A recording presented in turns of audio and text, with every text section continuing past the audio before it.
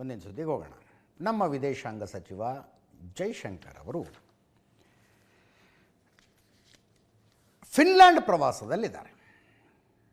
ಅವರು ಯುರೋಪಿನ ಪ್ರವಾಸಕ್ಕೆ ಹೋದಾಗಲೆಲ್ಲ ಸೋಷಿಯಲ್ ಮೀಡಿಯಾ ಎಂಥೂಸಿಯಾಸ್ಟ್ಗಳಿಗೆ ಹಬ್ಬ. ವಿದೇಶಾಂಗ ಸಚಿವ ಜೈಶಂಕರ್ ಅವರು ವಿದೇಶ ಪ್ರವಾಸಕ್ಕೆ ಹೋದಾಗಲೆಲ್ಲ ಯಾಕೆ? ಅವರು ಯುರೋಪ್ ಪ್ರವಾಸಕ್ಕೆ ಹೋದಾಗ ಅಲ್ಲಿನ ಪ್ರೆಸ್ ಅವ್ರಿಗೆ ಕೇಳೋ ಪ್ರಶ್ನೆನೇ ಇದು. ರಷ್ಯಾ ಯುಕ್ರೇನ್ ಯುದ್ಧ ನಡೀತಾ ಇದೆ, ನೀವು ರಷ್ಯಾದಿಂದ ಆಯಿಲ್ ಖರೀದಿ ಮಾಡ್ತಾ ಇದ್ದೀರಿ, ರಷ್ಯಾಕ್ಕೆ ದುಡ್ಡು ಕೊಡ್ತಾ ಇದ್ದೀರಿ, ಆ ದುಡ್ಡಿನಲ್ಲಿ ರಷ್ಯಾದವರು ಆಯುಧಗಳನ್ನು ಖರೀದಿ ಮಾಡಿ ಯುಕ್ರೇನ್ ಮೇಲೆ ದಾಳಿ ಮಾಡ್ತಾ ಇದ್ದಾರೆ, ಅದರ ಅರ್ಥ ಈ ಯುದ್ಧಕ್ಕೆ ಇಂಡಿಯಾ ಫಂಡ್ ಮಾಡ್ತಾ ಇದೆ.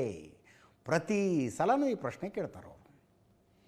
ಪ್ರತಿ ಸಲವೂ ಜೈಶಂಕರ್ ಕೊಡುವ ಉತ್ತರ ಮುಟ್ಟಿ ನೋಡ್ಕೊಳ್ಳೋ ಹಂಗಿರುತ್ತೆ. ಈ ಸಲ ಅಂತೂ ನೆಕ್ಸ್ಟ್ ಲೆವೆಲ್. ಇದೇ ಪ್ರಶ್ನೆ ಮತ್ತೆ ಕೇಳೋದು. ರಷ್ಯಾ ಯುಕ್ರೇನ್ ಯುದ್ಧಕ್ಕೆ ರಷ್ಯಾದ ಪರವಾಗಿ ಭಾರತ ಫಂಡ್ ಮಾಡ್ತಾ ಇದೆ ಆಯಿಲ್ ಖರೀದಿ ಮಾಡುವ ಮೂಲಕ ಅಂತ. ಮತ್ತು ಅದನ್ನೇ ಹೇಳಿದ್ರು ಅವರು, ನಾವು ಎಲ್ಲಿ ಆಯಿಲ್ ಖರೀದಿ ಮಾಡಬೇಕು, ಯಾವ ರೇಟಿಗೆ ಖರೀದಿ ಮಾಡಬೇಕು ಅನ್ನೋದು ನಮ್ಮ ನಿರ್ಧಾರ. ನೀವು ಯುರೋಪಿಯನ್ನರು ಮಧ್ಯಪ್ರಾಚ್ಯಕ್ಕೆ ಬಂದು ಖರೀದಿ ಮಾಡ್ತಾ ಇದ್ದೀರಿ, ನಾವು ಡೀಲ್ ಮಾಡೋ ಮಾರ್ಕೆಟಿಗೆ ನೀವು ಎಂಟರ್ ಆಗುವ ಮೂಲಕ ಅಲ್ಲಿನ ರೇಟ್ ನೀವು ಜಾಸ್ತಿ ಮಾಡ್ತೀರಿ ಅನ್ನೋದಾದರೆ ಕಡಿಮೆ ರೇಟಿಗೆ ಎಲ್ಲಿ ಸಿಗುತ್ತೋ ಅಲ್ಲಿ ತಗೋತೀವ್ರಿ ನಾವು. ಅದ್ರ ಜೊತೆಗೆ ಇನ್ನೂ ಒಂದು ಮಾತು ಹೇಳಿದ್ರು ಅವರು, ಯಾವತ್ತೂ ಯುರೋಪಿನ ಮೇಲಿನ ದಾಳಿಗೆ ಭಾರತದ ಶಸ್ತ್ರಾಸ್ತ್ರಗಳ ಬಳಕೆಯಾಗಿಲ್ಲ.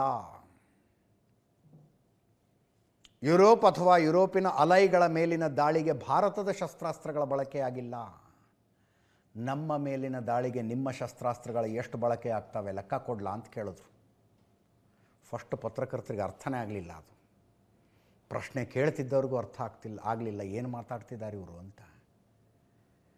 ಅವ್ರು ಹೇಳಿದ್ದು, ಪಾಕಿಸ್ತಾನ ಭಾರತದ ಮೇಲೆ ಭಯೋತ್ಪಾದಕ ದಾಳಿಗಳನ್ನು ಮಾಡುತ್ತಲ್ಲ, ಭಯೋತ್ಪಾದಕರ ಕಾಶ್ಮೀರದೊಳಗೆ AK-47 ಸೇರಿದಂತೆ ಬೇರೆ ಬೇರೆ ಆಯುಧಗಳನ್ನು ಹಿಡ್ಕೊಂಡು ಒಳಗೆ ನುಗ್ತಾರಲ್ಲ, ವೆಪನ್ಸ್ ಎಲ್ಲಿ ತಯಾರಾಗಿರೋದು? ಯುರೋಪಿಯನ್ ಬೇರೆ ಬೇರೆ ದೇಶಗಳಲ್ಲಿ ತಯಾರಾಗಿರೋದು.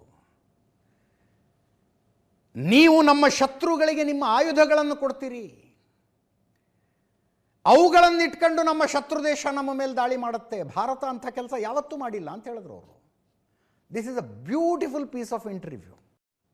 ಹೆಂಗೆ ಕೂತ್ಕೊಂಡಿದ್ದಾರೆ ನೋಡಿ ಪತ್ರಕರ್ತರೆಲ್ಲ, ಬಾಯಿ ಕಳ್ಕೊಂಡು ಆಘಾತದಿಂದ. ಅಲ್ವಾ? ಕರೆಕ್ಟ್ ಅಲ್ವಾ ಹೇಳಿದ್ದು? ಯುರೋಪಿನ ಮೇಲೆ ದಾಳಿ ನಡೆಸುವ ಯಾವ ಶಕ್ತಿಗಳಿಗೆ ಭಾರತ ತನ್ನ ಆಯುಧಗಳನ್ನು ಕೊಟ್ಟಿದೆ ಹೇಳಿ ಅಂದರು ಅವರು. ನೀವು ನಿಮ್ಮ ಆಯುಧಗಳನ್ನು ಯಾರಿಗೆ ಮಾರ್ತೀರಿ ಅಂದರೆ ಆ ಆಯುಧಗಳು ಭಾರತದ ವಿರುದ್ಧ ಬಳಸಲ್ಪಡ್ತವೆ ಅನ್ನೋದು ಖಚಿತವಾಗಿ ಗೊತ್ತಿರುತ್ತೆ, ಅಂಥವ್ರು ನೀವು ಹೋಗಿ ಆಯುಧಗಳನ್ನು ಕೊಡ್ತೀರಿ. ಈಗ ಬಂದು ಆಯಿಲ್ ಯಾರಿಂದ ಖರೀದಿ ಮಾಡಬೇಕು ಅನ್ನೋದಕ್ಕೆ ನಮಗೆ ಬುದ್ಧಿ ಹೇಳೋದಕ್ಕೆ ಬರ್ತಿದ್ದೀರಾ ನೀವು ಅನ್ನೋ ಪ್ರಶ್ನೆ ಅದು.